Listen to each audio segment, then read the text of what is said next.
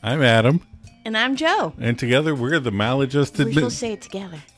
Oh, yeah. So you can't just... Yeah. Okay. I'm Adam. And I'm Joe. And we're the Maladjusted... You're supposed to say it with me. Just forget it. We're the Maladjusted Misfits. And this is the one where we talk about friends. Good job. That was our temporary theme that Adam made, inspired by the soundscapes of Ross Geller. I voted against it. Okay, a little intro to us as the Maladjusted Misfits, as the podcast, the one that we're talking about friends. So, I mean, I make you watch Friends at least once all the way through once a year, all the way through. Right. I liked it. You kind of got into it. You watch it with me. But it's really, like, my favorite show. Right. And a lot of the times, I mean, now it's been on so much. Like, now it's on while you're doing stuff on your phone. So I keep it on in the background. It's like, I read somewhere, especially during the pandemic, but, you know, you rewatch shows over and over again that you know, because it's comforting. Because you know what's going to happen. Right. You know all the jokes. You're familiar with the characters. And it's like a blanket. And so... Right. And again, this is something that I got into when I was young, watching movies over and over. You know, the Goonies and E.T. and stuff like that. You just used to watching it so many times that you just know it. Yeah. And I think that's how Friends is with you. Yeah. And I am too, with a certain extent. Yeah. But most of the time I keep it on in the background. I'll be doing other things, but every once in a while I focus on it, and then I really laugh hard, and I remember how much I love these these shows and these characters. So we talked about doing a podcast, and so we decided to, you know, we've been together for 29 years. Well, we've been married for 29, together for 32 or 34. 34. 34 years, and you know, just thought it would be something fun to do and talk about my favorite show. Sounds good. All right. All right. Well, let's get started then. Okay. All right. This is our primary episode, or pilot episode. Pilot episode. The one where Monica gets a roommate. AKA the one where it all began. So...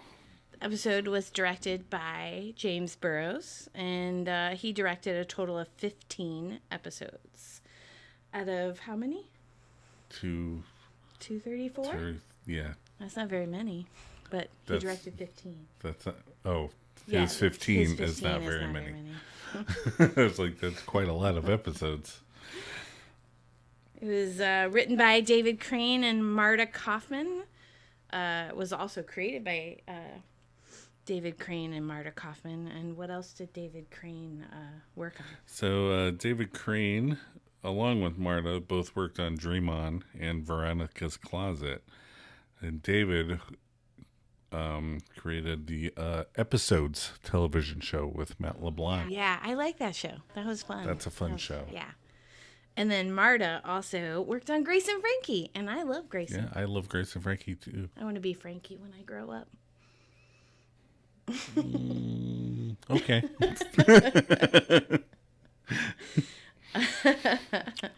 So tell us about the plot. Okay, so the episode plot for this one is Monica and this is the IMDb plot. Oh, this okay. This should be interesting as time goes on. Yeah, we're going to do the official IMDb plots for each one. So Monica and the gang introduce Rachel to the real world after she leaves her fiancé at the altar. Fiancé. Well, I was doing Raising Arizona pronunciation. Okay. So, it originally aired on 9/22/94. Aw, that was only 5 days after we got married. 5 days after we got married. So that's how old we are. Yeah, but we didn't watch Friends when it first came out. I mean, we saw it, but you started watching it probably around season six or seven. I don't know. And then we went back and the beginning and caught up, and we finished Right. watching it when it went off the air. So Right. like season Right. 10. Right. So there's some trivia. You already said there's 234 total episodes. For the first episode, the pilot, 22 million people turned in. Okay, not us though. Yeah, not us. We did not tune in. 22 million other people. That's right. This is the only episode with a full fountain scene. Right. So everyone's in it, and they play it from the from beginning to end. Lisa Kudrow wrote in the foreword of Matthew Perry's book. It's the book he wrote, Friends, Lovers, and the Big Terrible Thing. She wrote in the foreword that Matt was the only reason everyone was smiling because it was very cold and it was very late, and so he made everyone happy. Oh, he was the jokester Yep. trying to he keep was everybody his in. character and tried to keep everyone smiling. So Do you know how late was it? didn't say. I wonder if it's like 10 p.m. or 4 a.m. I wonder. Right. I don't know. Dancing in cold water at 4 a.m. I think I'd be like, forget it. And then this is supposed to be a show about 20-somethings. Matthew Perry and Jennifer Aniston were 25 during the pilot. Matt LeBlanc was 27. David Schwimmer is 28. Courtney Cox was 30. And Lisa Kudrow was 31. Oh, wow. She's the oldest friend. But the goofiest. Yeah. Although hearing her talk about Friends now, she's like, I don't want to do that. We saw her on the Property Brothers, remember? Yeah, but that was an old Property Brothers Oh, we saw. Again, we're behind on everything. All right. So, So there's a couple things we'd like to do each episode, and we thought we'd start off with those. First one is our episode reaction. right. Again, we assume if you're listening to this, you've seen the show. So we're hoping There's no spoiler alerts. we're not spoiling this 29-year-old show for anybody. Yep. So the episode my reaction to the episode is, I don't know. This first episode, it's a pilot. A lot of pilots are weird. Yeah. A lot of the first show, they're feeling out the characters. They're trying to get. What I like about the Friends pilot is all the friends are very laid out. All their identifying character traits are all in the pilot episode. Yep. Phoebe's all hippy dippy. Chandler is the goofball. I mean, Ross is just kind of a depressed lunatic in the first one, but that he stays there through a lot of it anyway. But Rachel's spoiled. Yep. Joey eats sandwiches and hits on people at an appropriate time. It's all, it's all there. All the grounding is there. Yeah. I mean, I like the pilot episode. I like it. I immediately love Chandler. I don't know. I mean, maybe he reminds me of you. You were super goofy when we were in high school and we met. So I was a little goofy. yeah. Ross immediately annoys me. I don't, I probably over the years have gone back and forth. Every year we watch it. We probably watch it all the way through once a year. But sometimes I like him, but most of the time I'm just like, ugh. I think I like Ross more now. I think there was definitely a few years in there where I found him very irritating. Yeah. I kind of think that, again, in the beginning, he seems like one of the more interesting characters because he's kind of got a lot going on. He's got a lot of turmoil hitting the ground. Right. Comes out of the gate. His wife leaves him as a lesbian. Right. So I think that's, but I've definitely watched it with the perception of he's had a complete nervous breakdown after his wife left him. It was completely insane.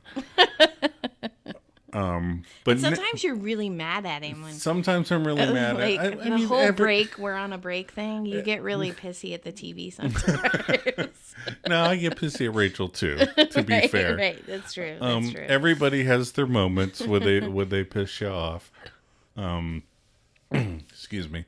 Phoebe's got a couple good moments in there during the runs of the show where yeah, and I think, Phoebe starts off really kooky and weird, and then she goes straight for a while, and then she goes back to being weird. It like ebbs and flows. Right. Like right. I'd like to track that because it's like sometimes it's like, okay, she said something normal and it was completely normal, and then sometimes it's like, right. oh, I thought we called each other Phoebes. Right.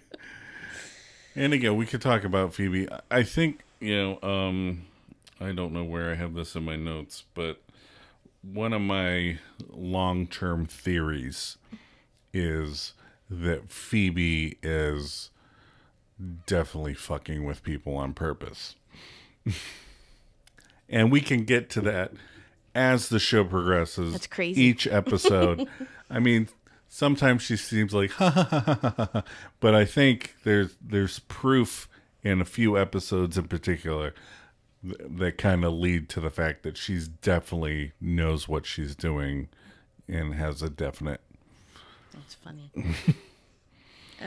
Favorite line. What was your favorite line? My favorite line of this first episode is, "I wish I was a lesbian." Did I say that out loud? Yes, you did.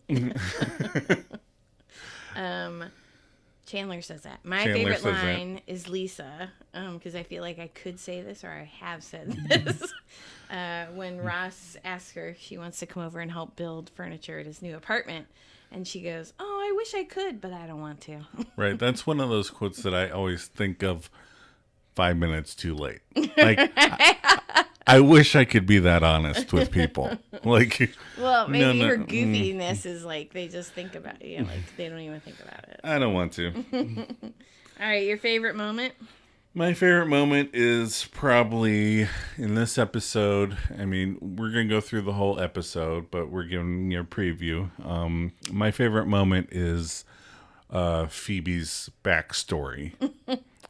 She drops it at just the right moment when, again, when I personally am starting to get annoyed by Rachel, she kind of just goes, "Well, I was homeless, so." Yeah, your problems aren't that bad, lady. Wah.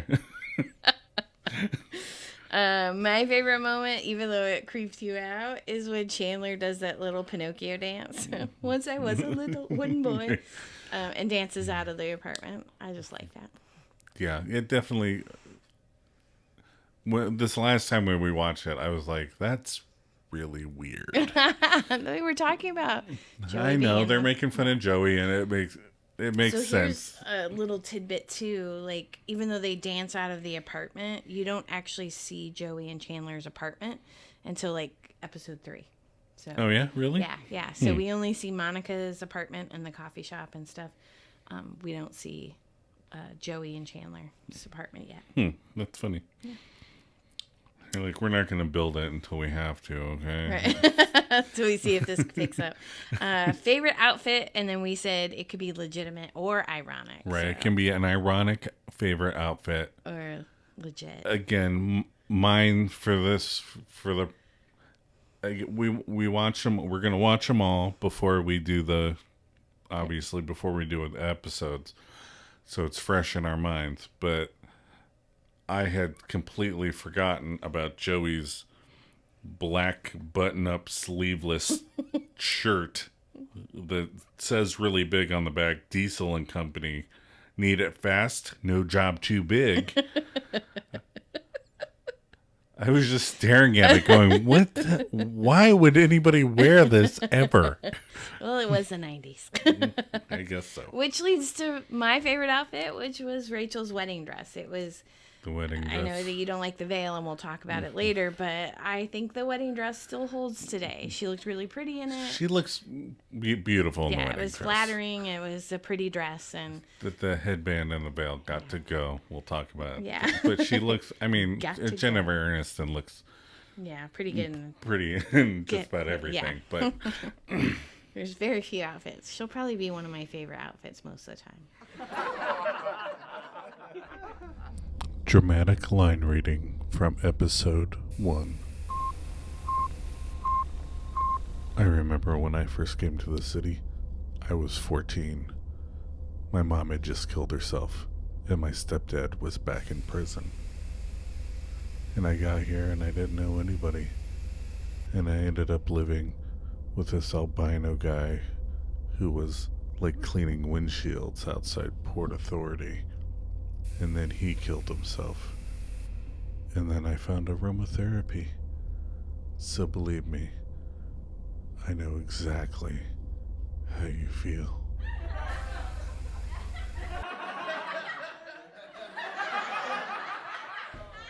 Okay, so we're just going to start running through it, and it opens with the cold open, which is dancing in the fountain. Right, no real cold open this time. No. I think most people know some of the terms. Cold open would be the opening scene. Right, but which sometimes doesn't have to do with anything else in the episode. Right, Yeah. and sometimes it does. Right.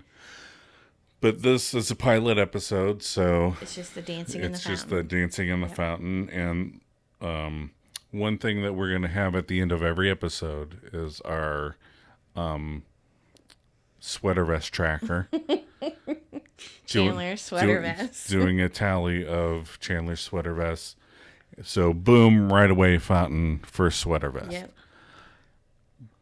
That might get very uncomfortable, all wet, but that was pretty funny. So, we won't count the sweater vest every single time. Right. It gets counted this time because it's the first episode.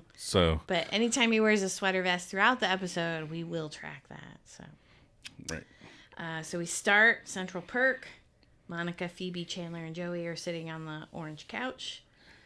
And Monica starts, the very first dialogue is... There's nothing to tell.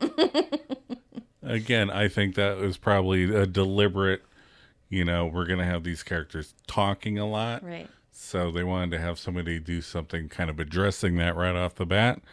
So Monica says, there's nothing to tell. And they're talking about Monica's not a date. Right. And I noticed right away Jasmine is their waitress. Okay, so Jasmine comes back later. She's Phoebe's friend that also works at the massage place with her, but she works at Central Perk as well. Right. I don't know if she's playing Jasmine. Oh, at the massage place? No, we'll have to look. I mean, in the coffee shop in this first one. I don't know if she's playing Jasmine. She's just a background person. It's just the actress. Got it. Again, there's a few characters who are kind of always supporting characters. Right. But I mean, we'll get to those when we see them. I didn't write down Jasmine's real name.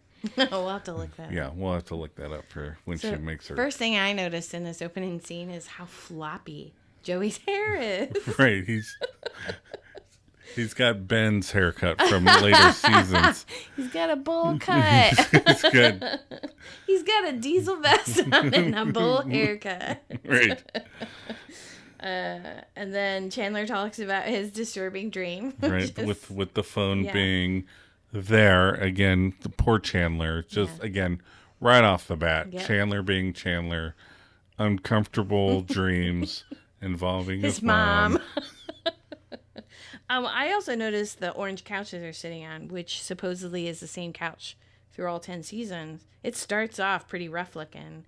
I don't know if they fixed it up or what, but you should see if they fix it up before this. By the second episode, there's they're a big hole on the top. Well, we got picked up. We'll have to reupholster it. There's a big hole on the top of the couch. So. Then it jumps to Ross coming in, and he goes, "Hi." That's they love the hi. Yeah, hi. I can't say I'm in love with the hi. I'm sure there's people out there who love the Ross's hi. They keep it going quite a bit, and they call back to it a lot. Yep. But, that's Ross's first It's like, here's Eeyore. So Ross tells us he's getting divorced. And that's when Chandler says, sometimes I wish I was a lesbian. Did I say that out loud? So then Rachel enters wearing a wedding dress because Ross's line is, I don't want to have hormones, which cracks me up. I don't want to have hormones. I don't want to have hormones. I want to just be married. And that's when Rachel walks in the wedding dress. I just won $1 million. Right. But I think it's funny before she walks in her wedding dress. If you watch the background, you can see her walk past Central Perk. Yeah. And then you see her come back to come in. So it's like she did go to Monica's apartment and look for her and come back. So I thought that was a cool continuity thing that they caught. So Adam has trouble with the veil. Well, first, I know she just left the wedding. Right. And she has nothing else with her, which I find, was the wedding a couple blocks away? Sure. Was it in the city? It was probably in the city, I would assume. I don't know. Right. But how did she get there with nothing else? Right. And she's soaking wet. And she's soaking wet. And the veil is just hideous. Right. It's very, again, this is, I don't know if it's of the time. It's definitely of the time. Because it reminds me of my brother's wedding, his first wedding. Because he's been married more than once. 3 times. It's we had in that wedding we had that same V-shaped headband and then this god awful pot scrubber on the back of it. That's what we called it, the pot scrubber, because it looked like you could pop it up and wash your dishes with it. It reminds me of the Never-Ending Story headband that the cute little girl has on in that. But it's I don't understand. I feel like she would have tore it off. Yeah.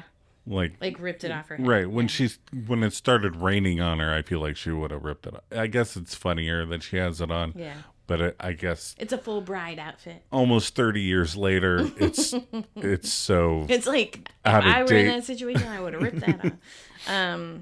So I always notice that Monica introduces Rachel to everybody in the coffee shop, and people have talked about this before, that they get pissed because technically Rachel knows Chandler. She's met him a couple Thanksgivings, and they just made out 2 years ago in college, according to the show. They made out. But again, it's it's the pilot. You never know. It's the pilot. Mm-hmm. You don't know, and I feel like TV shows nowadays have more continuity than older sitcoms kind of used to just because there's a couple things that'll I thought this was happening, and because I feel like in today's world we really rewatch things right off the bat, right, and we're looking for those little Easter for sure, eggs. because when it first came out you could only watch it all the way through while it was live, and then you couldn't watch it again until syndication, and then you could buy it on DVDs. And stuff so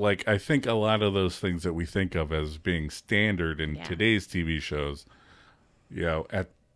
I think Friends is the last of the shows that kind of do the fly by the seat of their pants thing, writing every episode, because there are some things, again, that Phoebe does that don't seem very Phoebe. Right. That Joey does that don't seem very Joey. Right. And I think it's because, again, writing 23 episodes a year is, I imagine, trying.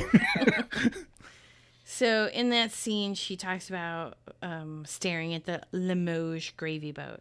So, of course, I had to look that up because I don't know what a Limoges gravy boat is. No, I hear gravy boat and I don't care. Is anyone a gravy boat person? I mean, I'm not. Rachel is a gravy boat. Well, yeah, Rachel's a gravy boat. So I looked it up. It's France. It's made in France, or it's French porcelain. And it ranges an average today, if you were to buy one, $500 to $5,000 for a gravy boat. For a gravy boat. Yeah, that seems excessive. I'm not a $5,000 gravy boat kind of guy. I think we just kind of use the pot that the gravy's in on Thanksgiving. Yep. Anybody want gravy? Oh, put it on over here. So then we jump to Monica's apartment. They're all there, all 6 of them. They're watching Spanish TV. Rachel's on the phone talking to her dad. Mm-hmm. Those pants are not flattering. Oh, I love that line too. And I love that. Push her down the stairs. Yeah. Push her down the stairs. I like that Joey says those pants are not flattering. That was Chandler.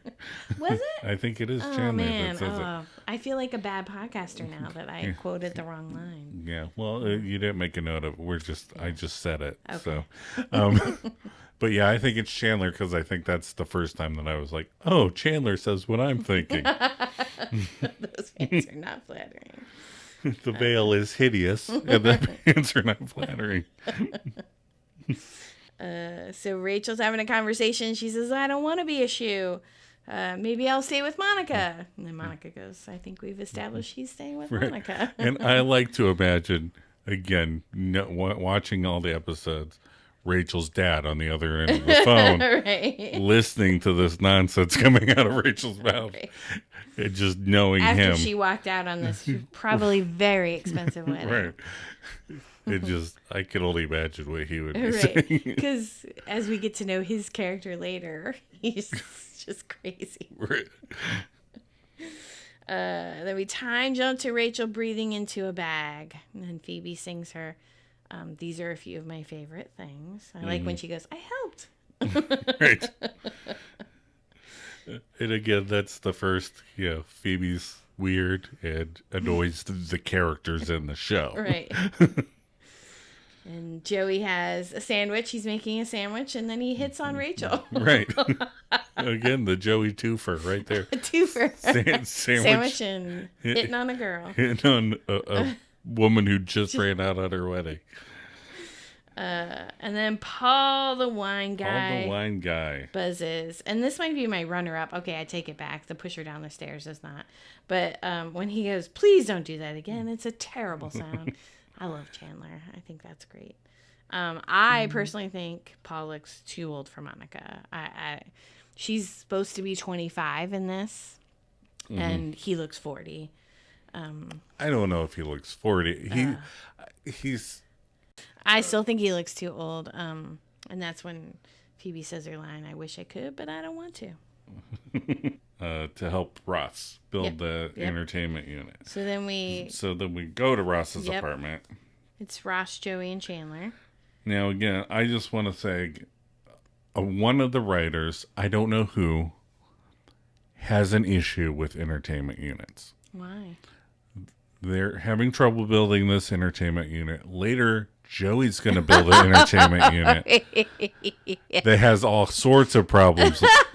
Somebody had a traumatic event That's right. with the entertainment units in their life. That's right. That they keep addressing. Right. And then they go, that wasn't enough. I got to keep coming back to the entertainment PTSD. PT. Yeah. With the entertainment unit. Right. Oh, that's funny.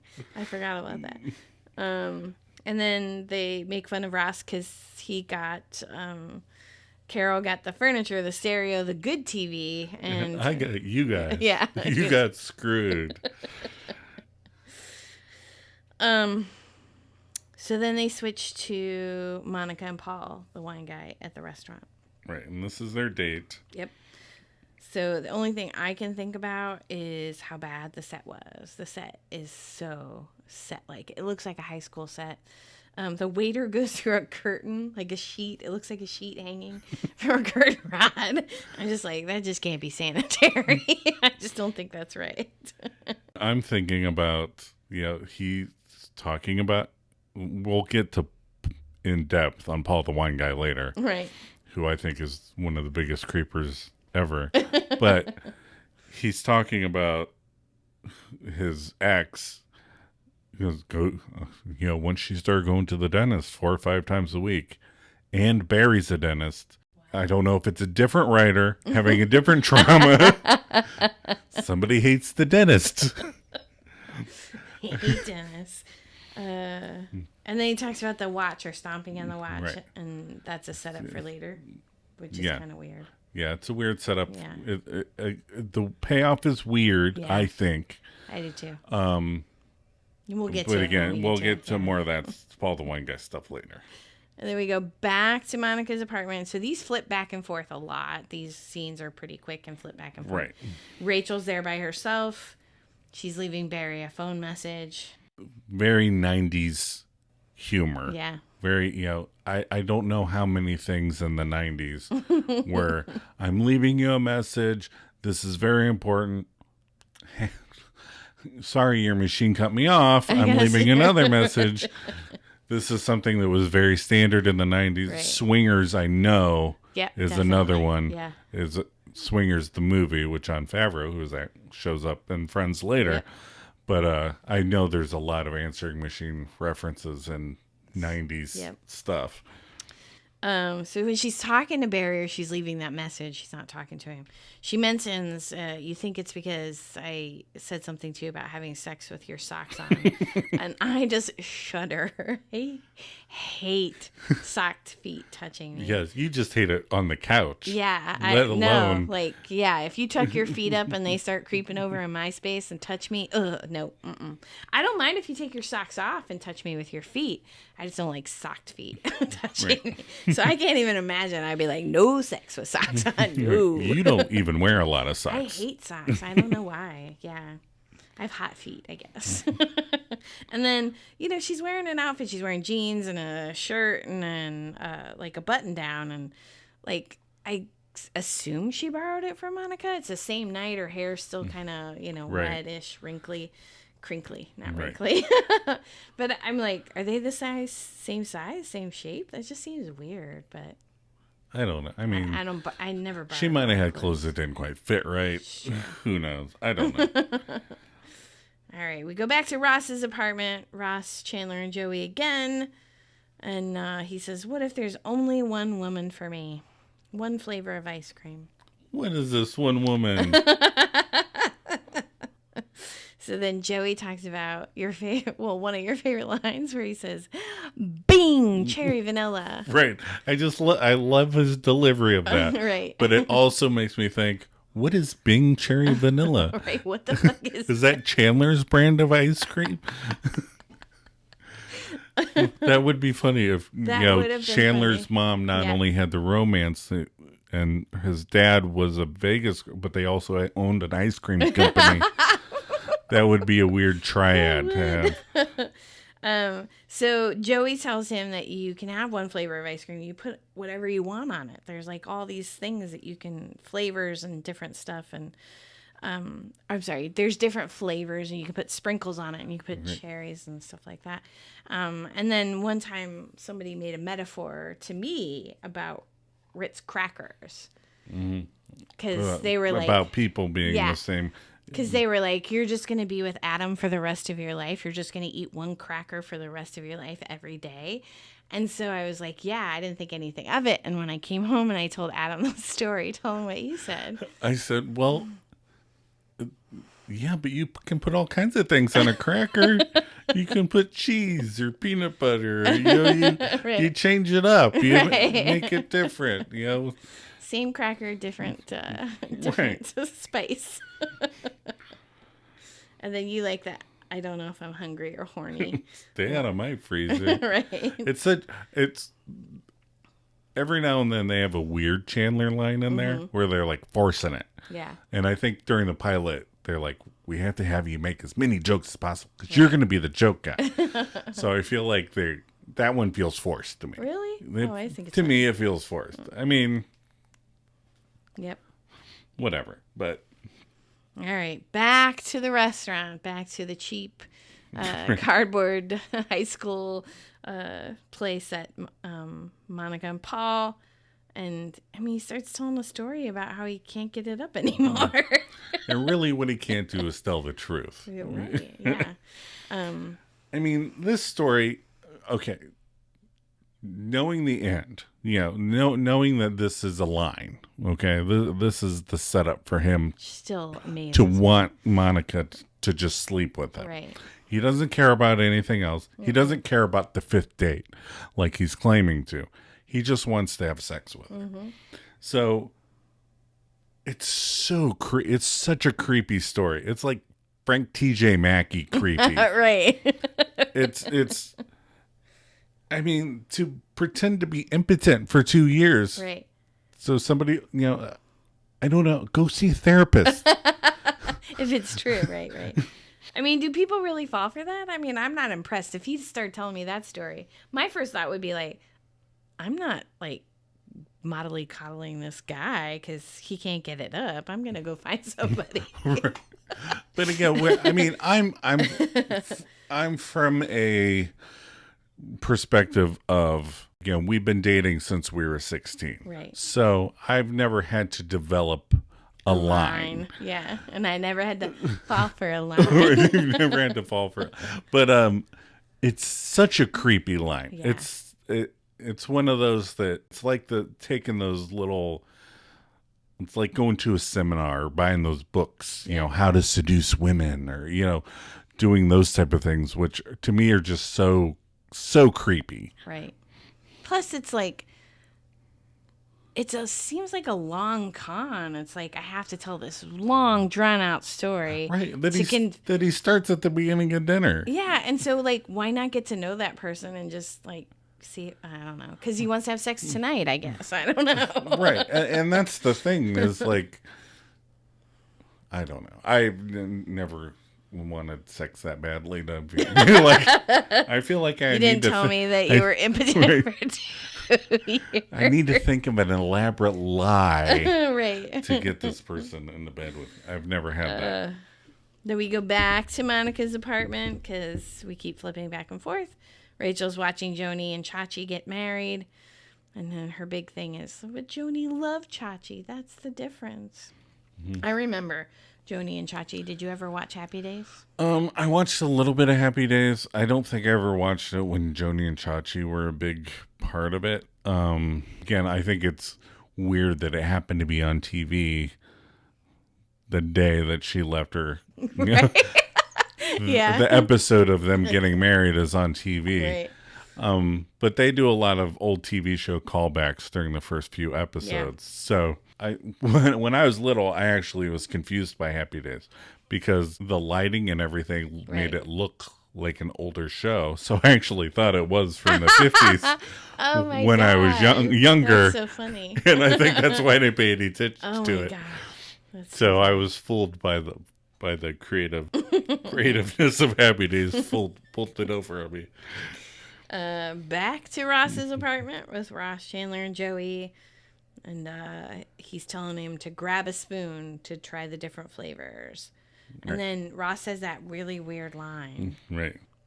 Billy, don't be a hero mean anything to you? No, it does not, Ross. Billy, that does not mean anything to me. So it was really weird. I looked it up because whenever people mention stuff like Limoges gravy boat or something like that, I looked it up. Right, because now you can. Yeah. At the time, you couldn't. You couldn't. You just be like, if you didn't get the reference, you'd be like, I don't know. Use the dial-up. So I looked at the song, and it was a 1974 British pop song. It's so weird.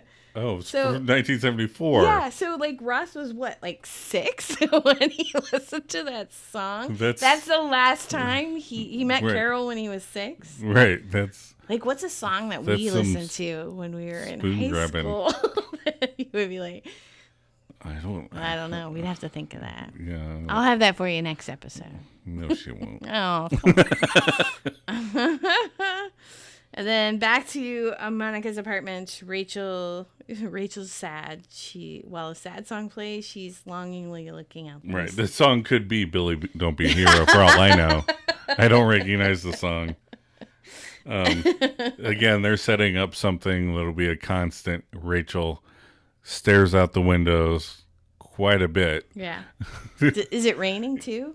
Because that happens a lot too. That happens a lot. Because you can only be sad when it's raining. Again, they're doing a really good job setting up character traits.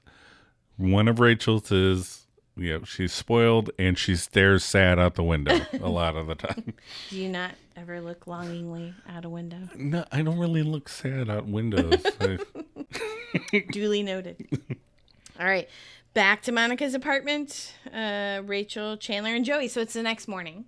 Mm-hmm. Rachel's never made coffee before in her life. And it's bad. It's bad. They do not care for the coffee. No. So I did notice that Rachel is wearing Monica's robe, because we will see that robe again. Right. That's Yeah. The you call it the Hugh Hefner the robe. Hugh Hefner robe. The Playboy pipe smoking. But I did notice that Joey and Chandler taste her coffee, and then they dump it in the plant on the table, right? Mm-hmm. And then if you watch at the end of the episode, the plant is dead. Oh, I missed that. I'll have to go back. It's dead. Like, her coffee was so bad, in like a matter of a day, it killed the plant. That's funny. And then Monica and Paul come out of her bedroom. Oh, I did notice at the beginning of the scene, Chandler's playing with a spoon at the beginning of the beginning of the scene. Is that like a callback to Like, grabbing a spoon? It's because they were just talking about spoons. So Chandler's also grabbing a spoon. I think you're reading too into it. But... Whatever. You're reading too much into it. So Monica and Paul come out of the bedroom. I think it's really weird. I don't know. I have never had any one night stands. You know, I have nothing to speak from as far as experience. But everyone is in your apartment, right? Already. Right. So you wake up with this guy that you just slept with, and then you have to get dressed in front of him. Well, right. Well, I mean, what else is she going to do? I mean, he's probably like, I got to take a piss. And she's like, you have to get completely dressed. Because they're all out there already. Right. So they both have to get dressed. I mean, he's wearing his same clothes, but she has on a new outfit. I just think it's weird. I don't know. Again, no frame of reference, but... Right. So Paul leaves, and then this is another good line. He goes, not a date. I need to see what you do on a date. Right. Now, in this scene, Chandler is not wearing a sweater vest. No. We're not counting this one. Nope. But he is wearing a giant 90s vest. Yeah. It's a suit vest. Yep. Meant to just wear by itself. And then he also has that big button-down short-sleeve shirt on, like a bowling shirt type shirt. Mm-hmm.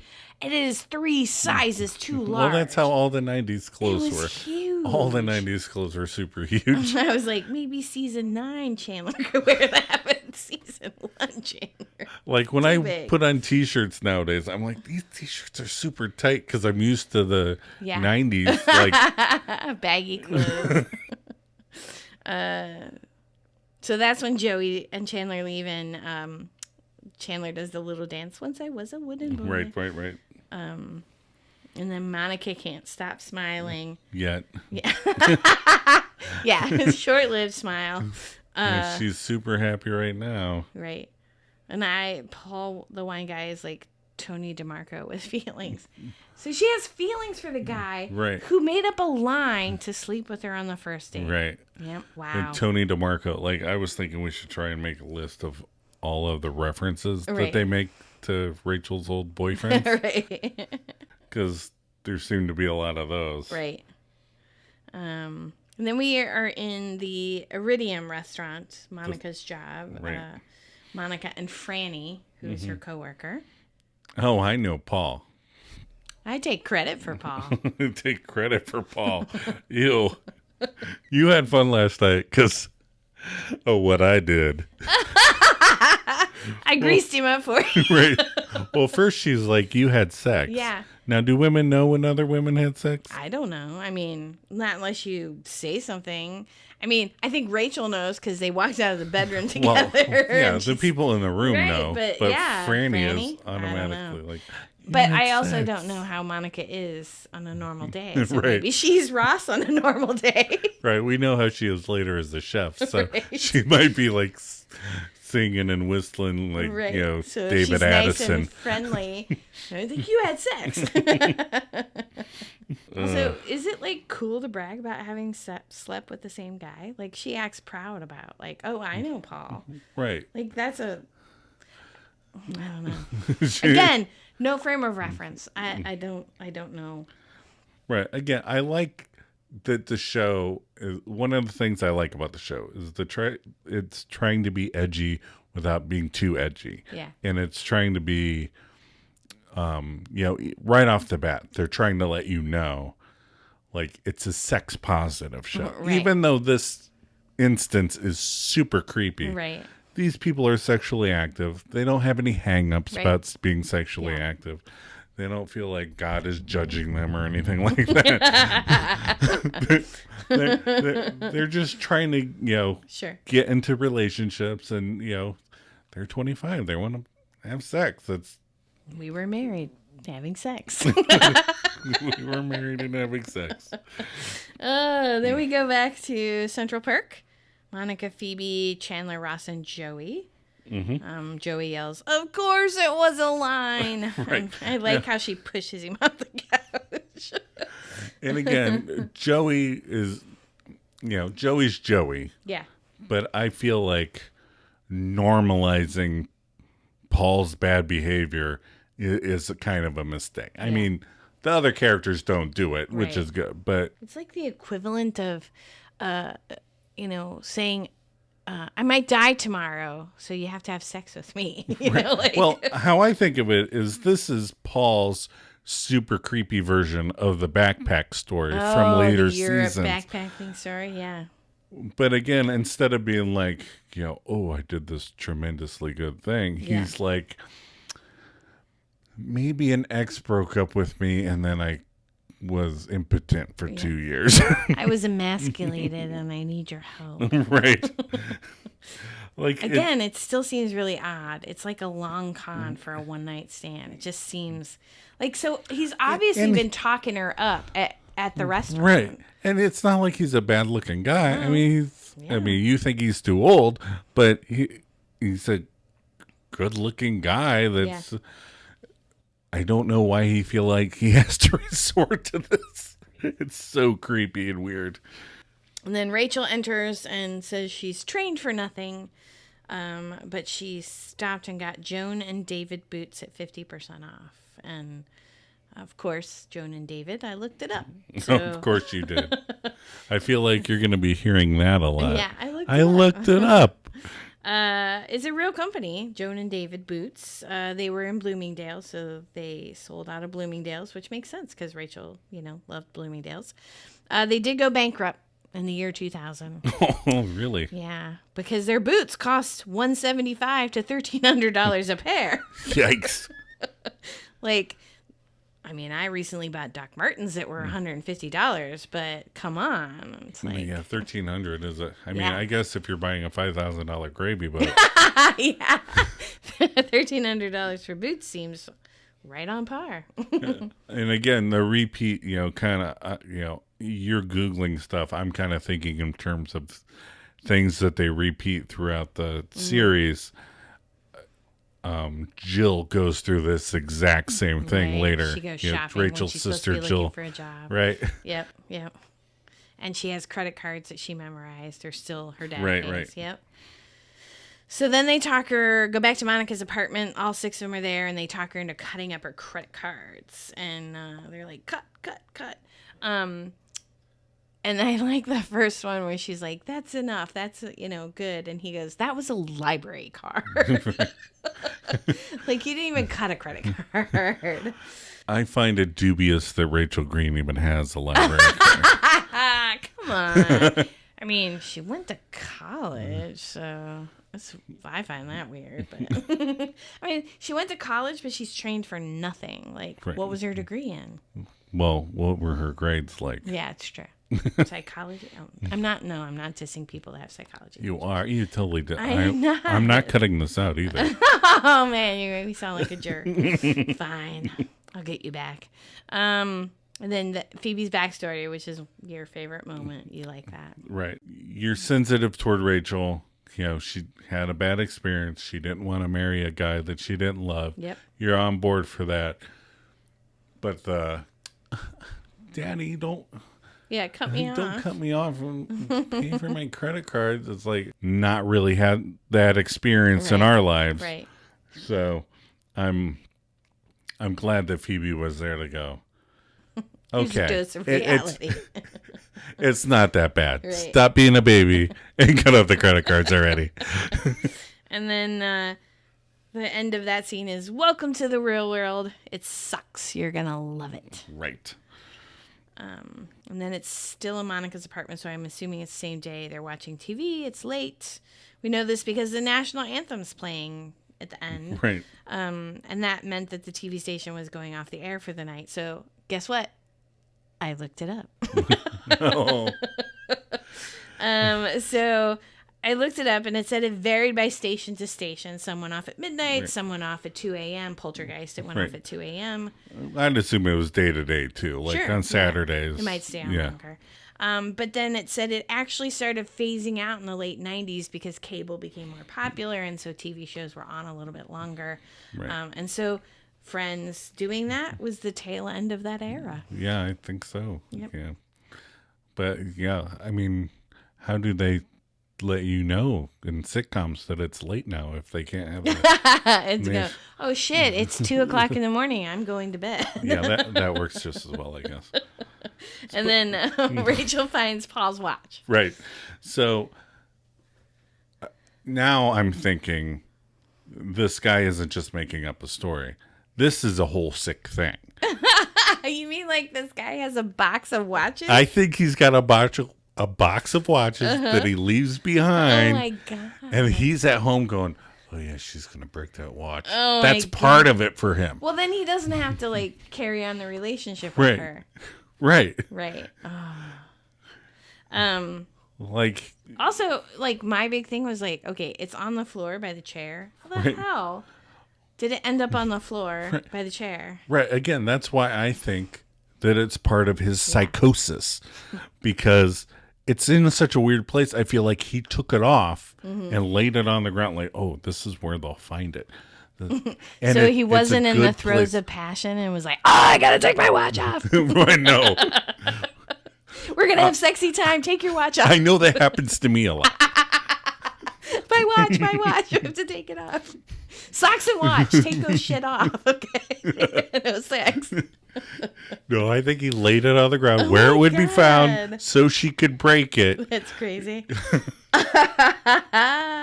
Then Monica goes to bed, and we see the tragic beginning of Ross and Rachel. Right. As Rachel says she's going to bed. Right. Right. They have a little flirtatious Yeah. moment and Then Monica comes out to go to the bathroom. right. And So I think it's weird that they have these two characters that they obviously planned on doing the will they won't they right. indefinitely. Well, I think that was a big sitcom trope of the 90s or before. It's like there's Right. two people, they're close together in a relationship but not dating, and will they, won't they get... I Right. mean, obviously But- moonlighting and stuff. But they also have the, in the first episode, she leaves the guy at the altar. He got divorced Right. because she's a lesbian. These are the two that they're going to play the, are these two ever going to get together? No, they're never going to quite be happy.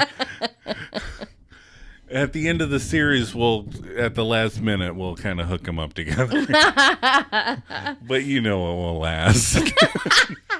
So you think if it were today that Ross and Rachel would not be together? I think that they're probably back together. Oh, they got... having been divorced, Got it. married other people, Oh, yeah. gotten divorced. I've And now they're- actually met people like that. Right. Several people. But I think that's where Yeah. they might now be just getting back together. Right. But they were never just like Chandler and Monica Right. happy. Yeah.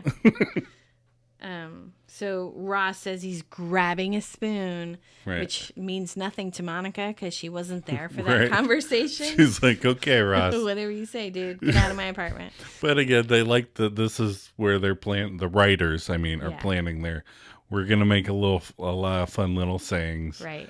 that you're going to like to say, that you're going to want, on t-shirts and stuff, he's her lobster, Yeah. grab a spoon, I don't know, pivot, what, Oh my gosh, that's one of my favorite. But anyway, I digress. And then we get back for the stinger, the end, Central Perk. All 6 friends are there. I kind of like Phoebe repeating everything people say in song. I just think that's well, funny. see, that's funny because you get annoyed when I do that. I know. I get annoyed when you repeat I get things. annoyed when I repeat things. See, you're okay. Moving on. And then we find out Rachel got a job as a waitress at Central Perk, and then they say something fun. Did you make it, or are you just serving? Right, because you killed a plant already. Right, I'm not drinking that. And then that's the end of the episode. That's the end. Yeah. That's the end of the pilot episode.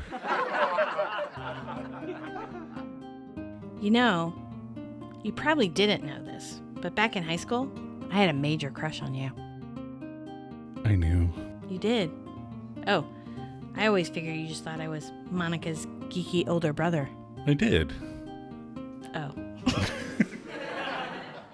So, what do you think we learned from this episode, Adam? I think that we learned that Ross's divorce had devastating effects on his mental health. Yeah, that'll carry on throughout the years. Right. What do you think we learned? I think Monica might be a little naive. Like, she fell for that. I feel like she should be smarter than that. Like, come on. Yeah. I guess she's 25. Yeah. He probably is charming, whatever. And the other thing I learned is I love Chandler from the very first episode. I love Chandler. So themes that we explored this episode?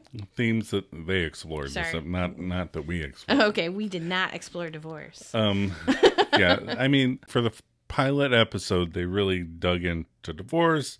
They talked about lesbians. They talked about sex-positive messages, sort of. I mean, Paul, the one guy, he's creepy, but he kind of creeped out on that message, and men are gross. I mean, we're going to talk about the themes that they explore a lot. You know, this will be one of our usual things that we do. But I think what they were trying to do was, instead of being like an 80s sitcom where they're like, this week on A Very Special Friends, we're going to solve lesbians. We're going to solve lesbians? What are we solving? That they're awesome?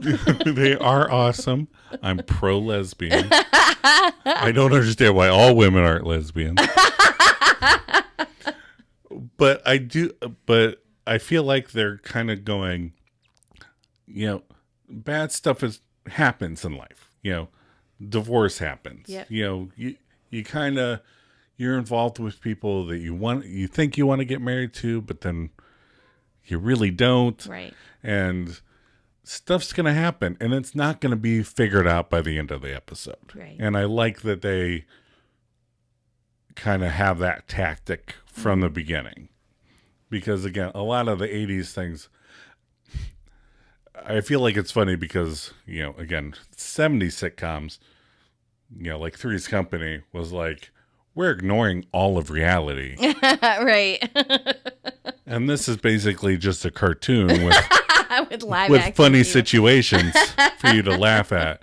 And I feel like a lot of people went, but you're not really addressing anything that's really happening. Yeah.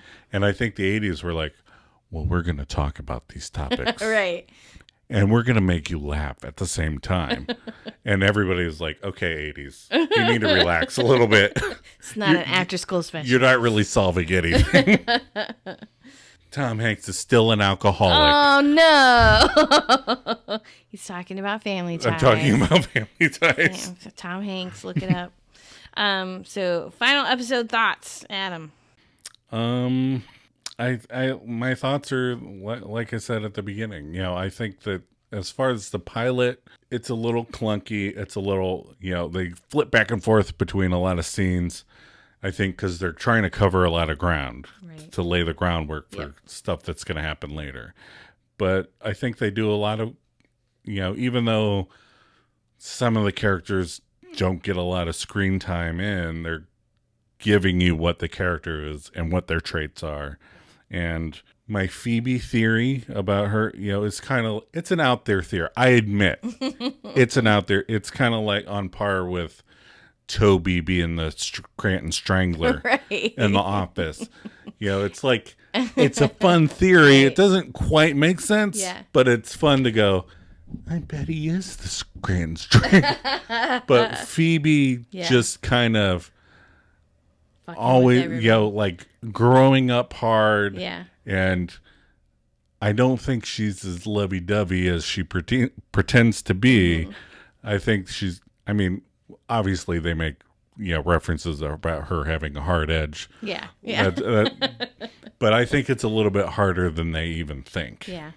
I think I focused a lot on Monica. I was, she just has a lot of weird relationships. And I just thought that was really weird for her to start off being like in this bad relationship right off the bat. And then she dates that high school kid, and then she dates Chip Matthews. So Right. it's like, fuck, Monica, what are you doing? But again, I have no frame of reference. So Right. like, You didn't when have I was to, that age, I was already married. So I didn't have that, Right. that freedom. So, not that I was looking for freedom. So Sweater Vest Tracker. Yep. We had the fountain, and we forgot to mention at the time, the very last scene, Yep. Chandler snuck in a second sweater vest. 2 sweater vests. Two sweater vests in one episode. in one episode. So our overall sweater vest count is 2. So episode 1, sweater vest count 2. So next week we have a weird version of Carol. Yes. She only shows up for not that Carol. one time. Yeah. Not Carol. Right. Yeah. And we get to see the real life Mr. Potato Head. That was a funny Barry. line. Barry makes his first appearance. Also not good looking, weird, Not quite Mr. Potato Head. Yeah, but just weird. Yeah. Episode 2 or do. The one Oh, go ahead. I'm sorry. the one with the sonogram at the end. We is obviously cannot say things in sync. Maladjusted Misfits. Oh, see, you fucked it up already. So yeah, thanks for listening. And if you have any questions about future episodes, you can send it to our email address, which is maladjustedmisfits at gmail.com. I almost said google.com. And then we might send a prize to somebody if they can tell us what Maladjusted Misfits is from. Oh. Yeah. There's going to be prizes. I think I will. They can just Google it probably. Well, it might not come up. You might have to deep dive. Deep dive. Thanks for listening. Talk to you later. Signing off. Bye. Thanks. Welcome to the real world. It sucks. You're going to love it.